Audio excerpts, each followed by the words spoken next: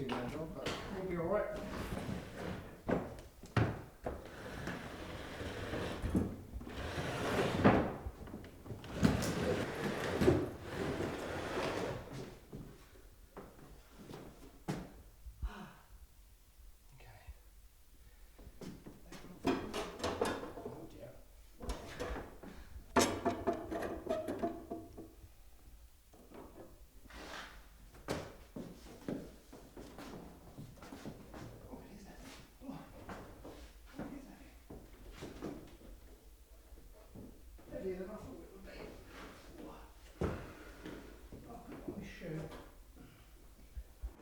Good morning everyone, welcome back to another video. So it's a Sunday, I'm at the convent, I've got lots of work to be doing. But I thought when we bought the bank, this was included and it's made of solid oak. And I thought it would look amazing in the kitchen because it's looking a little bit sparse in there. So I'm going to struggle with this morning. I'm going to put it in the kitchen and we'll hang some coats and things on it. And then we've got some very important work to be doing. So let's crack on.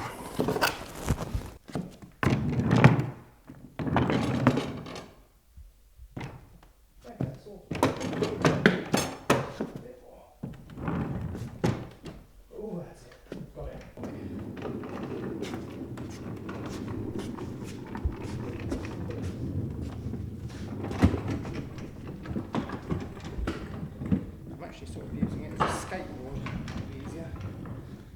Okay, open here.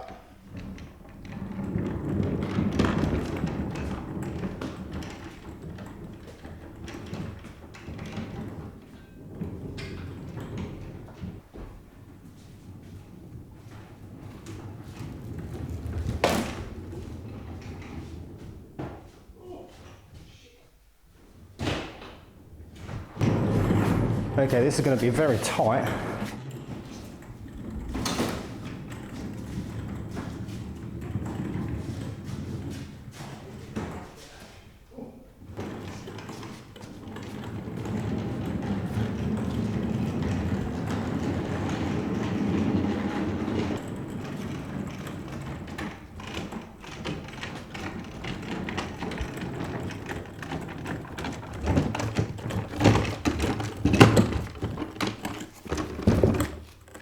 Doesn't like this floor, does it?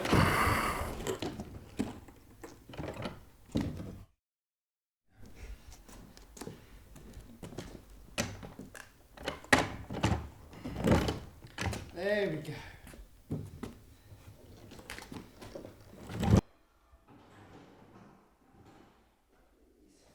It's okay. We're okay. We're okay. Okay, we're good. I think that looks really good actually. What do you think, Alex? Yeah, I like that. Put this back in. Travertine border has finally arrived. There was about a 12-week wait for this, but it was worth the wait because it's fantastic quality. Beautiful travertine, all machine made, and you can see it's got a lovely profile. So this is going to go here, Alex, if you want to come a bit closer. And I know a lot of people were very passionate about this backsplash or backsplashes, and everyone hated it. Why didn't you go wall to wall? Because I didn't want to. So there's going to be about a 2.5mm gap, and they're all going to be mitered on the corners. I haven't finished this yet, it's still a bit chalky. I've sealed it once, it's been grouted, now it needs cleaning and sealing again after this has been installed. People are very passionate, like the library. Why aren't you having a spiral staircase? You spent all that money on a coffee machine, but you won't buy a spiral staircase. Well, I don't want to. And this kitchen, I'm really happy with it. And we've even had approval from Gordon Ramsay himself. Look at that. He watched the video and liked it. So we better crack on with some work, Alex.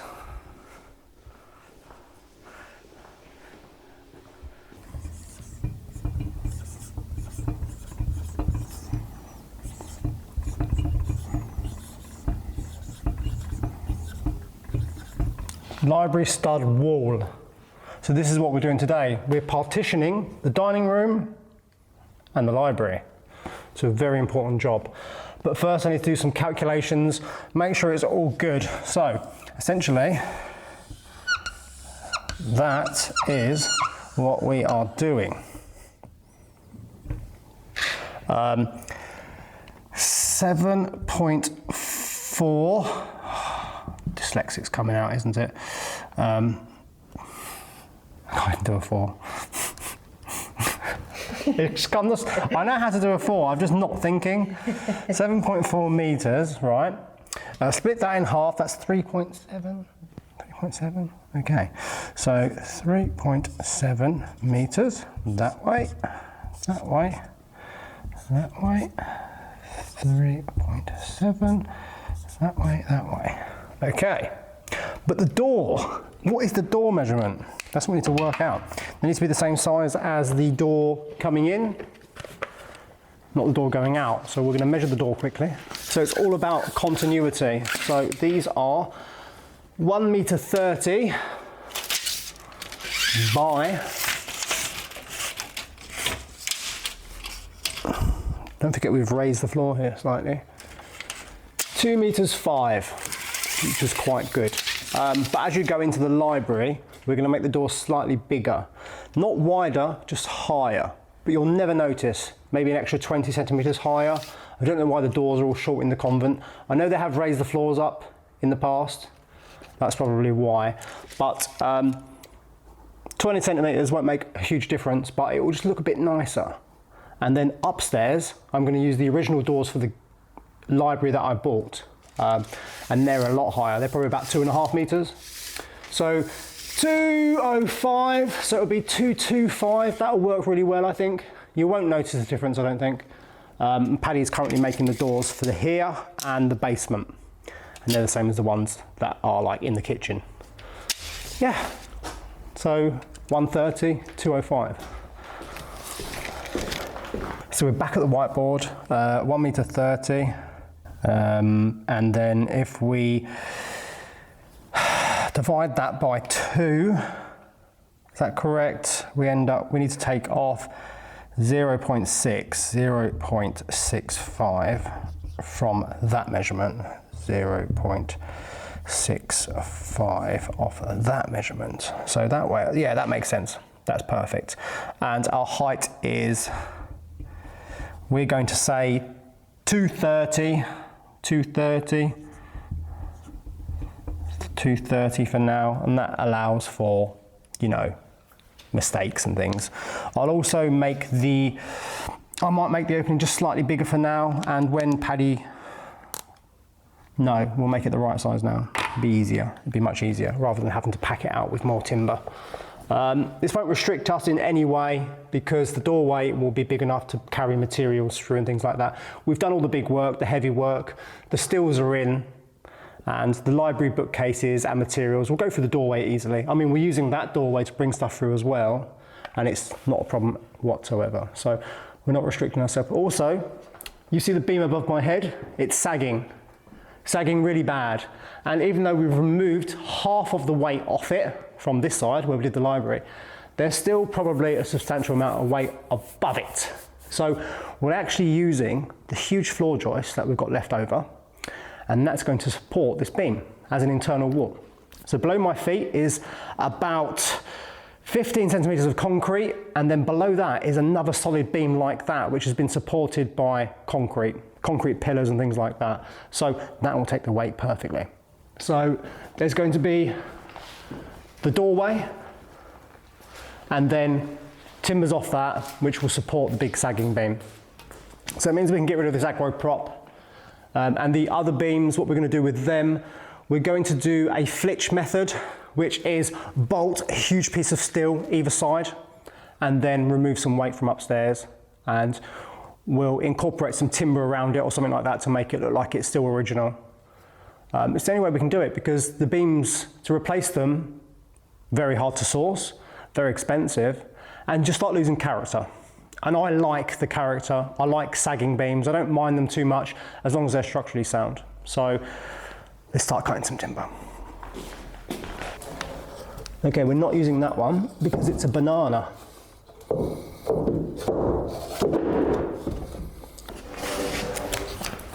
That is beautiful. Beautifully straight. Oh, heavy, heavy.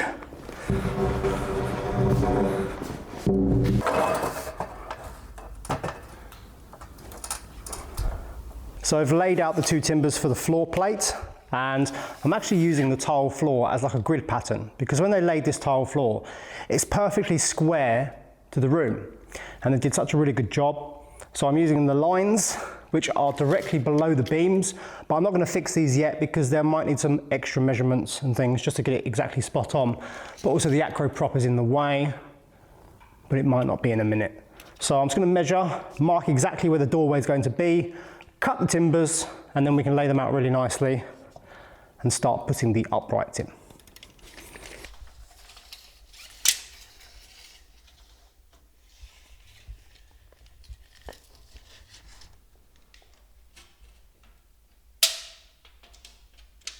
So from the centre line, you've got 1, 2, 3, 4, 5, 6, 7, 8, 9, 10, 11, 12 and a half tiles. 1, 2, 3, 4, 5, 6, 7, 8, 9, 10, 11, 12 and a half. So it is spot on to the floor. I mean, it's fantastic. Because actually when we marked out the gallery, we used spray paint on the floor, and it made it really easy to sort of work off. You put the level up, big straight edge with a level, and you can work off the floor to try and make it square. So it's really helpful. Okay, so we're going to cut this one first, put this one in place, cut it. Unfortunately, the acro prop is directly above it, so I might have to just budge that over. But what I'll do is, I'll do this side first, so it's supporting the beam, then we'll take the acro prop away, and then we can support this side so it won't be in the way. And these timbers, they're so big. This is essentially going to be a structural wall using timbers that are way too big, but it'll be fine.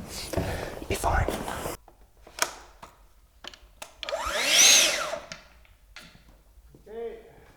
So the blade is only 5.5 centimetres and the timber is 7.5, so the blade won't touch the floor, but it will give me a nice straight cut, and then I can use the handsaw to finish it. So let's go for it.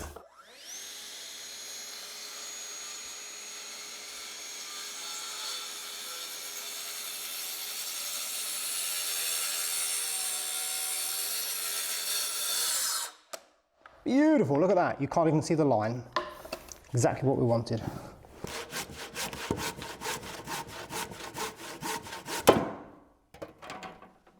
Beautifully straight. Just going to measure that quickly. It'll actually be slightly off from that.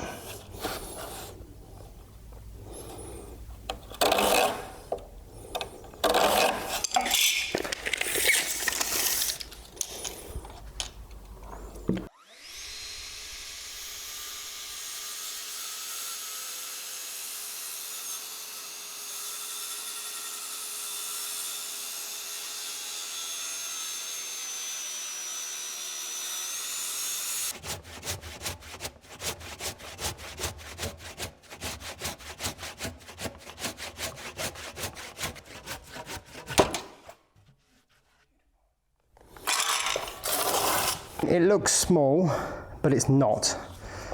It's the same size as the other doorways. And what we'll do currently, Alex, come with me, we're going to go to the library and just measure the width of the antique doors. 10 bookcases, glass doors, panels. There's even a piece for hanging your porcelain. Right. What is 63 times 2? 126. 126. So our doorways are slightly larger, which is better. And these doors are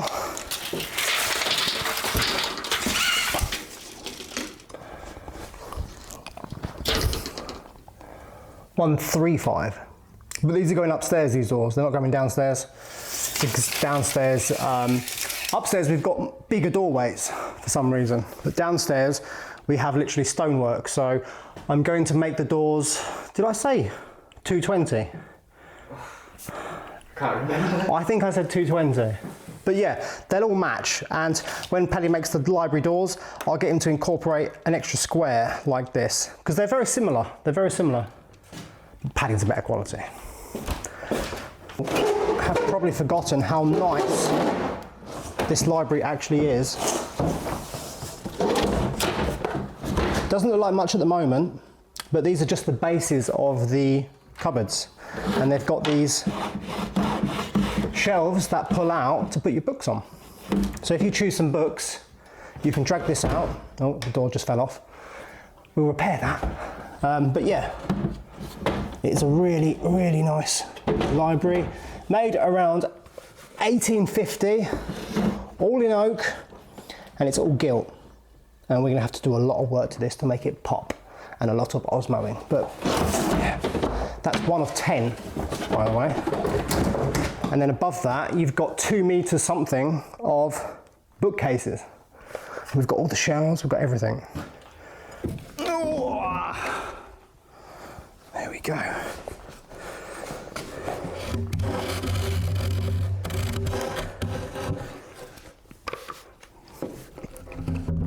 That's lovely. Absolutely lovely. So essentially, what we're doing now is we're going to put a level on it, fix it, come back down, make sure the level is spot on this way and that way, and then we'll move the floor plate so that's also square to it. And then I'll do the same over there, and it will make the wall perfectly square, because obviously these lines, they're only a rough measurement. I'm not using them for exact measurements. There'll be a bit of concern, but that will literally be what the door frame attaches to. So yeah, it's going to look really nice.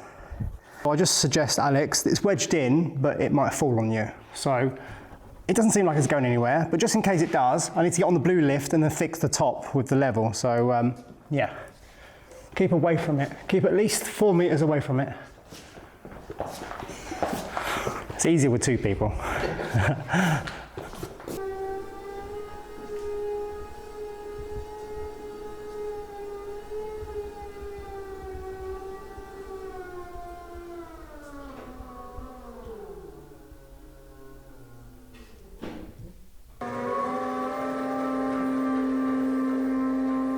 We're going up in the world, Alex. Okay, so it's perfectly level at the bottom. Now, this can be adjusted, by the way, everyone. It's just slightly out. Wow, that's actually quite good. It's actually really good already, which is a bit shocking.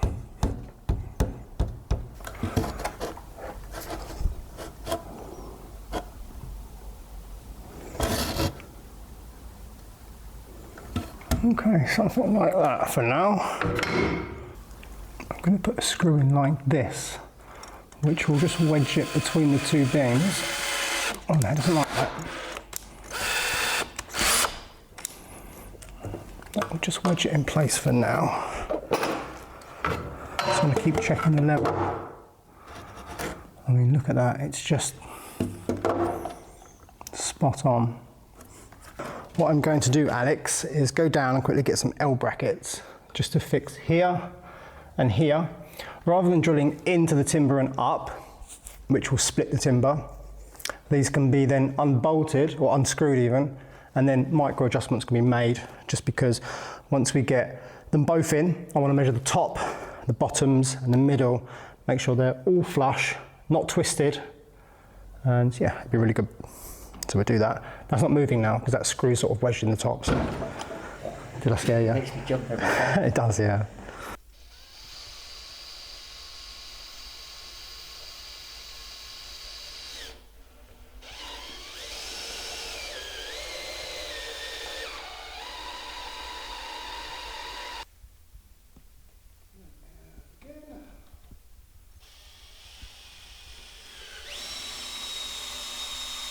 So that's now temporarily fixed.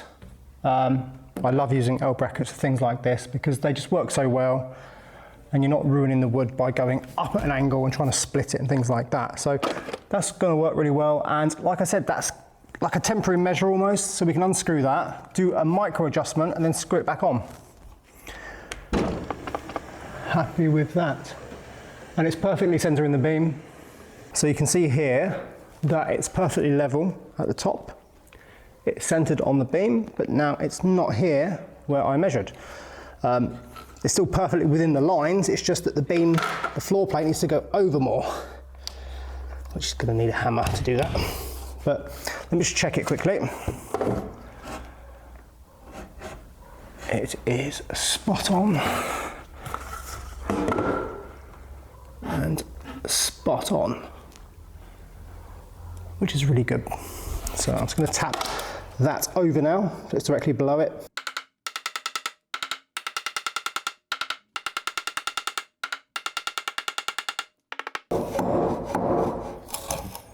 Spot on.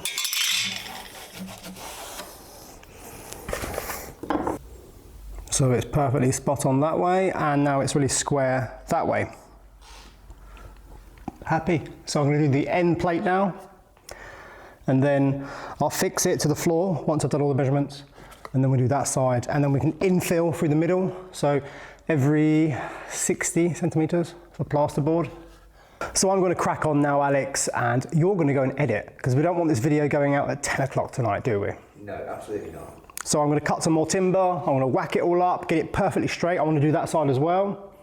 And I think what we'll do after, we'll offer up the antique doors, even though we're not using them here, just to give a little bit of perspective, see what it looks like. So let me crack on. 53.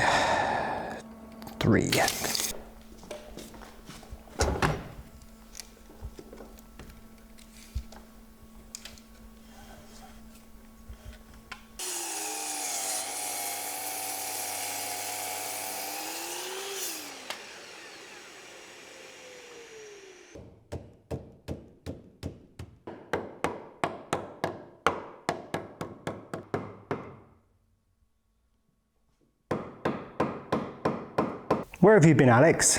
Well, I've been editing Billy upstairs. Well, in the meantime, I've been getting it up at the convent. Not literally, but I got the wall up. What do you think? I think it looks fantastic. That is a lot of progress for one day on your own as well. So well, the day's not actually finished. I actually don't know what time it is. What time is it? Okay, it's almost 4 o'clock. And we didn't really start until late, did we? No. Because it is a Sunday. But I was going to do more, but the timbers that I have, these huge timbers, they're all bananas, and when you put them up it starts taking your wall out of line. So I've used the straightest ones I've got. I've kept the bananas for floor joists because we've still got to finish that corner tomorrow. So I'm going to get a few more in the morning, and then I'll try and finish this wall tomorrow. But like I promised earlier, should we put the doors up quickly? Absolutely. Let's do it. Let's go and get them.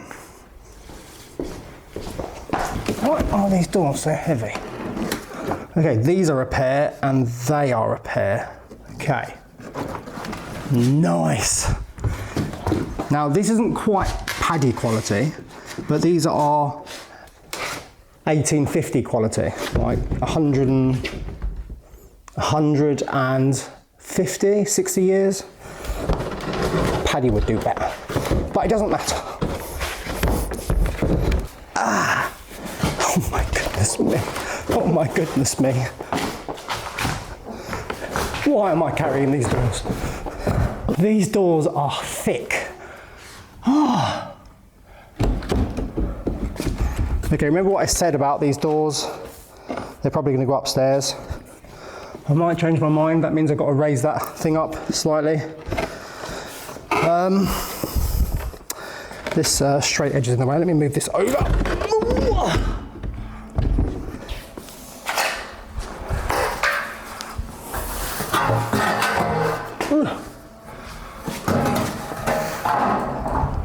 I need to explain about this wall because they might work. This isn't the wall you're actually going to see. This is literally just a structural wall. There's going to be no plasterboard on this wall because when you're in the dining room where we currently are, I don't want to see that beam above. I don't want to see it. So what we're going to have to do is have another wall here, just off it slightly by about 20 centimetres, and then the plasterboard will go directly up against the sagging beam. This is only for strength. And then this side, well, if you look in that corner over there, and then you look at this corner here, there's an extra 70 centimetres on this part, which is making the library ski whiff a little bit. So we're going to have another internal wall about here somewhere to make the room perfectly square, which will also make the gallery square, because above my head that part of the gallery is almost 2 metres wide, and over there it's only 1.70 metre. So it means we could do like we have at the chateau, and we have a set of doors here, and you have a big cavity, and then another set of doors for the library. And they used to do that for privacy and also heating. So we could do that, and then you walk in this room, the doors match. You're in that room, the doors match. And we're going to end up with like a wall like that between the two rooms. But it also make it look better, because between the kitchen and the hallway, you've got a wall like that. And then between the hallway and the dining room, you've got a wall like that. But then there'll be a wall that thick as well between the dining room and the library, if that makes sense. Because this is purely structural. That's why I'm using these big timbers. I wouldn't use them otherwise, I'd use normal size. Right, maybe I'll go and grab the other door, break my back, carry that one in. It looks nice, looks nice. So we just love working, don't we, Alex? We love it. It's just a Sunday, and look what you've made me do. You've made me start assembling the library. I think we're a little bit premature, mate. Yeah, we got a bit excited, I think. You used to watch the channel, didn't you, before you worked for me? I did, and this was one of my favourite projects that you started. You bought it, and I was dying to see it starting to get put together. And now you're really in your element, aren't you? Oh, just. So there we go. Yeah, this is just obviously a small section of it. I'm not sure, because I've got these bookcases. I've got 4 like this, but I've got 6 which have glass on the front. And I want to keep glass for downstairs because they'll look absolutely amazing. And imagine like lighting inside. And I might save these ones for upstairs. So there'll be 4 of these upstairs and 6 cabinets down here, which I think will work better. But they're exactly the same style. They have obviously these, well, I can't actually open it, but they've got the shelves, and they've also got cabinets underneath as well for storing books. The doors do work really well, obviously, because they're part of the library, but I think we can implement a double door system here, so we can use these lovely doors downstairs, because it's going to be the most important part of the library down here. Upstairs is going to be less involved, less bookcases and things like that, but it's still going to be as equally as nice, and obviously with window seats and things like that. So yeah, this is only a very small section of the library, and it's already filled up this entire wall. Imagine the other bookcase there, a couple more panels, that's one wall done. Yeah, it's looking absolutely amazing. The only thing that's given me anxiety about this entire project is the colour of the oak. Obviously this is old, very old oak, and the stuff that we're going to have to use for infill, because like we obviously don't have window reveals and things like that, we're going to have to make new. So I think we're going to have to try and find a medium on this, see what it comes out like once it's been sort of cleaned and maybe sanded or osmoed, and then try and replicate that on the new oak, so staining it and then osmoing it. So yeah, it's going to look fantastic though, absolutely amazing. And now we've got to put it all back. So thanks for watching everyone, and I'll see you all tomorrow.